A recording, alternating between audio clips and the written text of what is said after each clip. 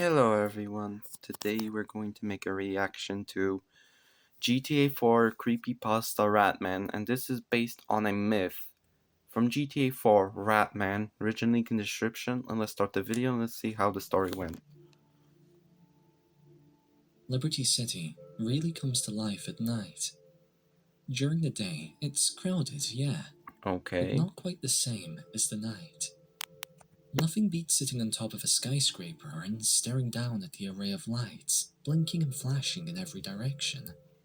Occasionally, you can see a helicopter or plane pass by in the distance.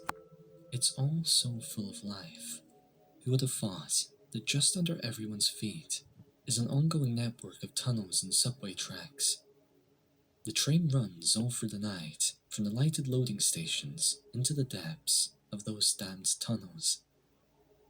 Down in the heart of the trains lies a vast intersection of tracks. This area is also where a couple of hundred homeless people flock to escape the cold and police. Most people like to call it Hoboland. While I've not been down there myself, I've heard stories from people that have. A couple accidents happened, which caused the train to shut down right on the tracks. People there conversed with the homeless people and came back with wild stories of a strange being that apparently lived down in the subway. The man could actually run swiftly, almost in a scurrying fashion, according to several witnesses. The story eventually evolved to where the man was supposed to have excess body I'm hair listening. and the face of a rat, deeming the name Ratman. Yeah, It made the nighttime Ratman, the subway ride myth. home all the more unnerving. I work in one of these skyscrapers you see at Liberty City. Most of the time, I get off at 9 p.m. just as the nightlife is starting to pick up, but it's almost always dark by then. A few of my co-workers take the subway home at night too, one of whom is actually a close friend. At some point around a year ago, my friends, we'll call him Geordie, was caught up in one of the trains breaking down. Not even 300 yards away was a maintenance entrance exit for the train workers. So Geordie told the driver that he would just walk up to the exit and ride a taxi home. While the rest of the riders stayed aboard, Geordie climbed off and started a short hike out of the subway. The only thing that is known after that is that around 4 a.m., police found Geordie walking down the street in a daze. He was covered in an orangish goo with the same texture as blood and stank like feces. It took a couple of weeks for Geordie Okay, to but I even haven't respond, unlocked and this once he map did, and this he still subway. had no memory of what happened between approximately 10:30 p.m. and 4 a.m. when he was found. I tried to talk to Geordie since he was a good friend of mine, but he didn't appear to be the same man until at least 3 months later. After that, he returned to work and Here's the resumed his thumbnail I'm life, gonna but use still for the talks video. noticeably less than before. One day, he and I were alone in lunch hour, and he started to speak again. It was the first time I had actually seen him speak more than a couple of words since the incident. I saw the Ratman. He said, staring at his glass. You saw what? I asked, thinking he was still delusional. Actually, I fought him. He just came running at me, and before I knew it, I was being clawed up. It was mainly just scratches, but just the way he moved. It was so fast. I managed to land one good hit on him and dug my thumbs in his eyes before he started emitting this orange-colored blood. That was what really got me. The smell was unbearable. I wasn't sure how to react. What happened next? I asked him. He ran off after I got his eye, but I'm certain he didn't die. He's still out there somewhere, and I have to finish him off. Oh. After that, Geordie became obsessed with this figure living in the subways. He'd often stay up all night, riding the trains back and forth, hoping it would break down. Other times, Geordie would actually take the extreme step of climbing down onto the tracks and following alongside of them into the darkness. Armed with a camera and a knife, he snapped pictures of anything that looked suspicious.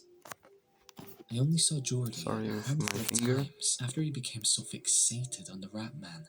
Once, I visited his apartment.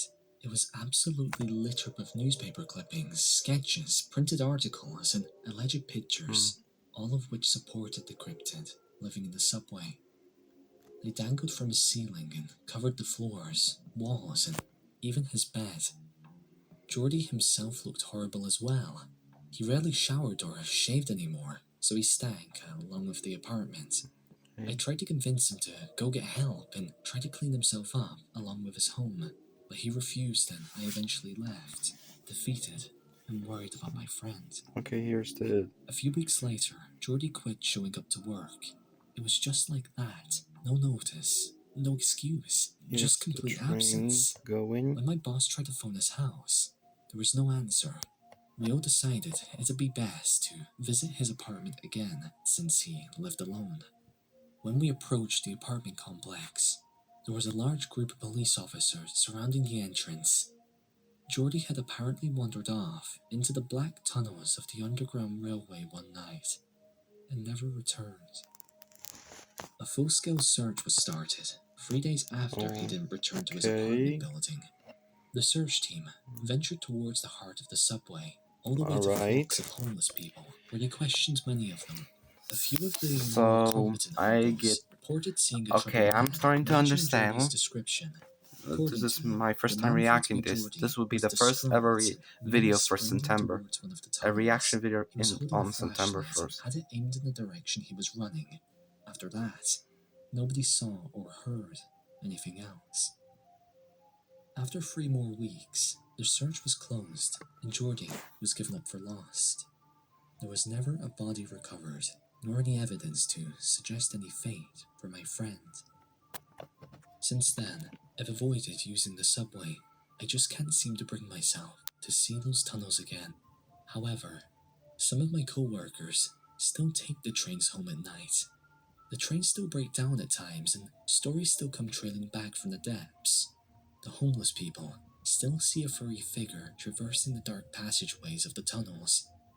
However, now there's a new series of sightings.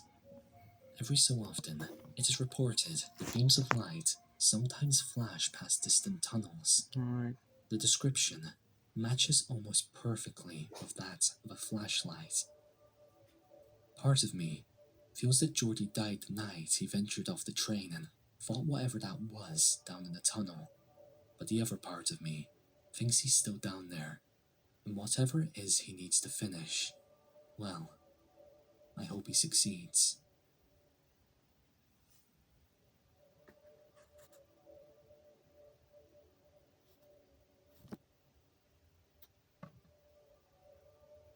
Well, goodbye.